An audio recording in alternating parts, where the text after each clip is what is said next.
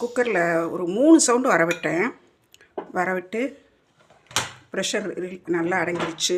திறந்து பார்க்கலாம். நல்லா வெந்திருக்கு. கொஞ்சம் தண்ணி கூட இருக்கிற மாதிரி இருக்குது. நான் இப்போ என்ன பண்ணுறேன், இந்த தண்ணியை வந்து கொஞ்சம் தனியாக எடுத்து ஃபில்டர் பண்ணி வச்சுக்கிட்டு இதில் சேர்க்க வேண்டிய மற்ற ட்ரை ஃப்ரூட்ஸ் நட்ஸை வந்து வறுத்து போட ஆரம்பிச்சிடலாம். இந்த ஸ்வீட் பச்சடிக்கு தேவையான நட்ஸ் அண்ட் ட்ரை ஃப்ரூட்ஸ் எடுத்து வச்சுருக்கிறேன் பாருங்கள். முந்திரி பருப்பு எல்லாமே 1 டேபிள் ஸ்பூன் அளவுக்கு, பாதாம் எல்லாம் தட்டி வச்சுருக்கிறேன், பிஸ்தா, அதுக்கப்புறம் டேட்ஸ் எடுத்து வச்சுருக்கிறேன், கிஸ்மிஸ் பழம், டூட்டி ஃப்ரூட்டி, செர்ரி. இப்போ இது எல்லாத்தையும் ஒன்றா நெய்யில் வறுத்து அந்த பச்சடியில் சேர்த்துற போகிறோம். இந்த தக்காளியில் அடுப்பில் ஒரு பேன் வச்சு நெய் ஊற்றிருக்கிறேன். ஃபஸ்ட்டு முந்திரி பருப்பை